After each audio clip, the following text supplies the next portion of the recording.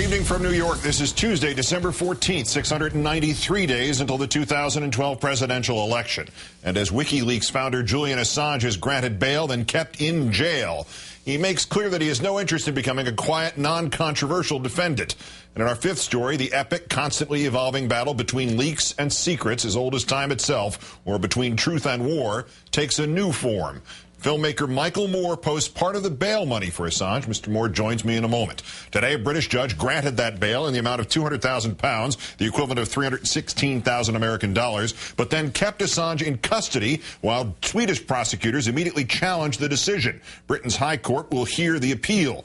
The Swedish government wants Assange extradited for questioning regarding alleged sex crimes. Assange's lawyer, Mark Stevens, saying, quote, "They clearly will not spare any expense to keep Mr. Assange in jail. This is really turning into a show trial." Prior to the bail hearing, Assange released a statement dictated to his mother, Christine, after she visited her son in prison, quoting, "My convictions are unfaltering. I remain true to the ideals I have expressed. This circumstance shall not shake them. If anything, this process has increased my determination that they are true and correct.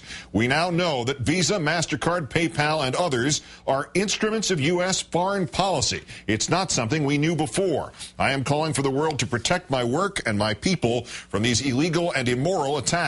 The latter part of that statement refers, of course, to Operation Payback, in which online hacktivists calling themselves anonymous crashed the websites of MasterCard and Visa after those organizations cut business ties with Wikileaks. Meantime, Assange's mother in interviews has expressed gratitude as well as obvious concern. And I told him how people all over the world in all sorts of countries were standing up with placards and screaming out for his freedom and justice. You know, I'm no different to any other mother. You know, every time the news goes on, I'm sort of glued to it. You know, is he okay? And these massive forces have decided they're going to stop him, and they're not going to play by the rules. Assange's harshest critics in this country have called him a terrorist, with the rest of the media sometimes being characterized as criminally complicit. Congressman-elect Alan West of Florida telling a conservative internet radio show that Assange's journalism amounts to a cyber attack, and he added this. Regardless of whether or not you think it really doesn't cause any harm, the fact that here's an individual that is not an American citizen, first and foremost, for whatever reason, you know, gotten his hands on classified American material and has put it out there in the public domain. And I think that we also should be censoring the American news agencies which enabled him to be able to do this, and then also supporting him and applauding him for the efforts. So that's kind of aiding and abetting of a serious crime. And a partial score, Tea Party Congressman-elect 1, sanctity of freedom of the press 0. A partial score. An even more extreme statement perhaps about Assange from Walter Mondale's former campaign manager, Fox News pet ex-Democrat Bob Beckel. And I'm not for the death penalty, so if I'm not for the death penalty, the only way to do it, illegally shoot the son of a b****. Tonight, the U.S. Air Force has confirmed that it has blocked its computers from accessing the New York Times, the Guardian newspaper, and 23 other websites that posted classified documents obtained by WikiLeaks. Officials say they want Air Force computer systems clean of classified material, that this is not an attempt at censorship. And back to the matter of Assange's bail, Judge Howard Riddle had set strict conditions in which Assange would have worn an electronic monitor and resided at a designated address. He would have to report to British police every evening and observe 2 4-hour curfews. The $316,000 worth of bail was drawn from a guarantee of $380,000 put up by various supporters. When our next guest gave $20,000 towards that effort, it was accompanied by this statement, which reads in part, "I support Julian, whom I see as a pioneer of free speech, transparent government, and the digital revolution in journalism. His commitment to exposing the follies of government and business offers the greater society a chance to protect itself from these follies. Some aren't just follies, some are crimes." So let's bring in, as promised, Academy Award-winning documentary filmmaker Michael Moore. Michael, good evening. Good evening, Keith. You also offered the use of your website for Assange or your servers or anything else you can do to keep WikiLeaks alive. What's the premise? The premise is that we really owe a debt to Mr. Assange and to WikiLeaks for turning on a big spotlight on those people who brought about, first of all, this war that we've been in for the better part of this decade. These people concocted lies, and they committed crimes in order to send our young men and women off to war. And it has cost us not only the lives of our own people, but the lives of literally now tens of, if not hundreds of thousands of Iraqis and Afghan citizens. And I just think that if in a free and open society, if we aren't able to find out the truth, mistakes like this get repeated over and over and over again. I mean, I was thinking yesterday when I sent the bail money over to London, what if we'd had a WikiLeaks in August of 1964 when we were told that the North Vietnamese fired on a U.S. ship, which in fact was a lie. It was a concocted lie at the Pentagon. And we didn't find out about that until Daniel Ellsberg released the Pentagon Papers some 6-7 years later. But what if there had been a WikiLeaks? What if someone could have got that information out and told the American people at the beginning of the Vietnam War, my fellow Americans, you're being lied to, this was all made up?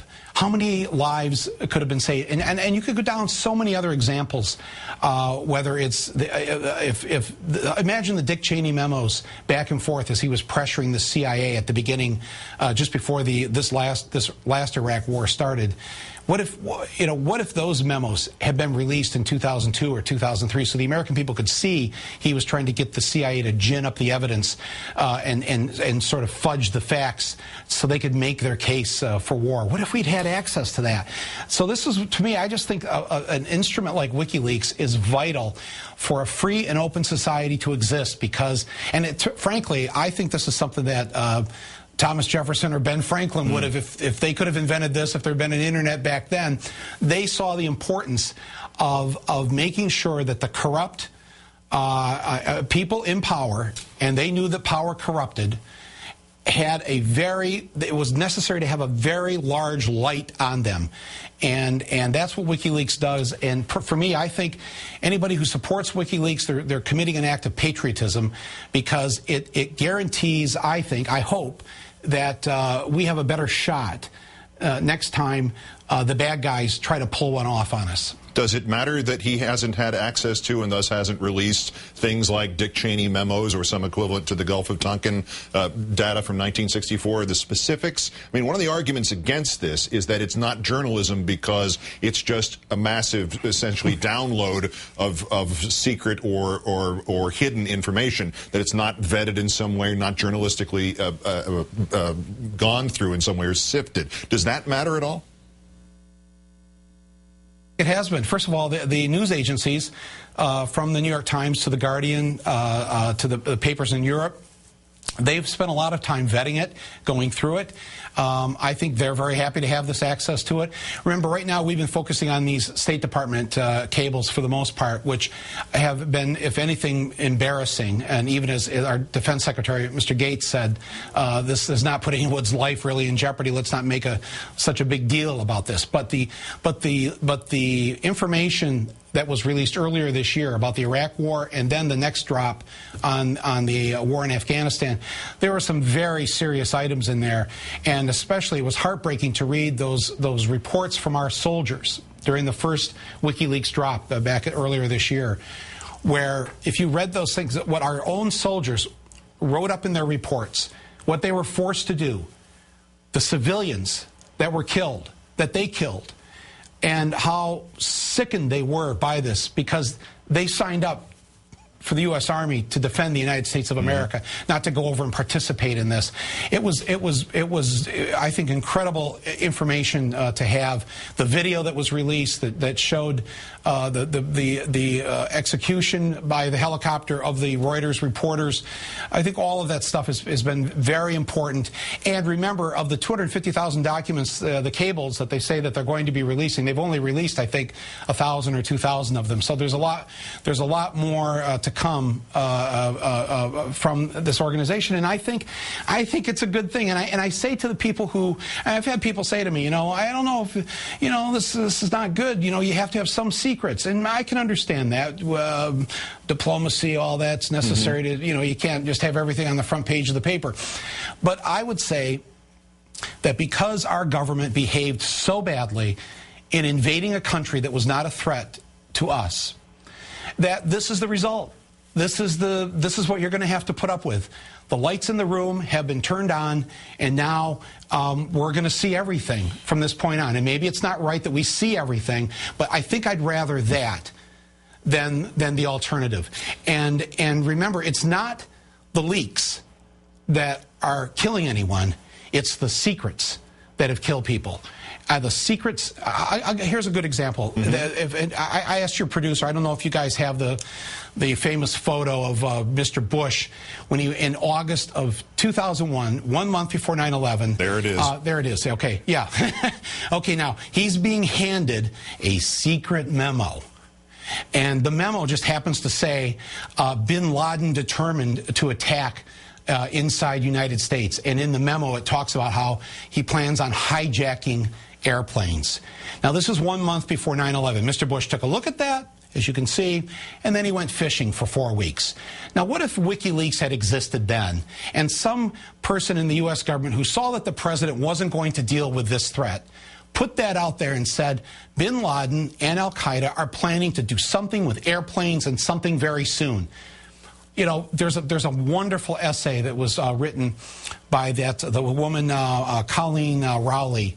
She was Times Person of the Year for being a whistleblower, 24-year veteran of the FBI, and she says that I've got the link on my site. I think it was in the LA Times just this past week or so.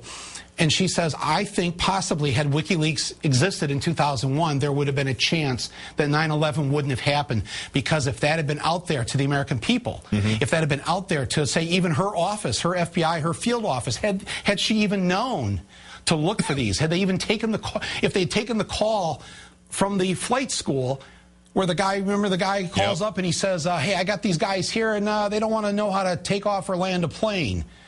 Well, that's a top secret. Well, these things shouldn't be secret. This affects American lives. We should know about these things, and I think these leaks will save lives. These secrets that are kept, whether it's Gulf of Tonkin, whether it's 9/11, whether it's how we got into the Iraq War, those secrets, they kill people, they take lives, and that's why I'm a huge supporter of what WikiLeaks is doing. All right, one complicating issue here. Address the charges against Assange in Sweden. Are they a ruse?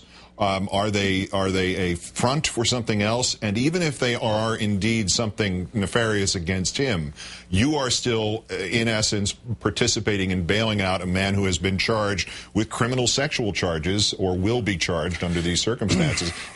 Address that. That's the thing. He hasn't been charged. They've brought no criminal charges against him. They want to talk to him about this whole thing. Stinks to the high heavens. I got to tell you. I mean, I wasn't born yesterday, but I've seen this enough times where governments and corporations go after individuals. Geez, I think I was just on your show a couple weeks ago talking about this with my film in the healthcare industry. They go after people with this kind of lie and smear. Daniel Ellsberg told you about it last week on how they went after him. We've seen this before. Now, to his guilt or innocence of this, I mean, what they say he did, and the lawyer said this today in court in London, that what they say he did, and the charge is his condom broke during consensual sex. That is not a crime in Britain, and so they're making the point: how can we extradite him over this? This is all a bunch of hooey, as far as I'm concerned, and the man at least has a right to be out of prison while awaiting the hearing. And I believe that and this is why I participated in it. This is why I put up a chunk of the bail money, and you know, and I'm proud to do it because I think this man and what he's doing and what his group is doing is going to save lives. Filmmaker Michael Moore, who will join Rachel Maddow next week for her leadership series at the 92nd Street Y. Great thanks, and I'm sorry we didn't get to discuss the trade of your Detroit Tigers of Alfredo Figueroa to Orix of the Pacific League in Japan. Thank you, Michael. I know. Oh, that's okay. Next time. Next time. It's in WikiLeaks, too. Thank you, Michael.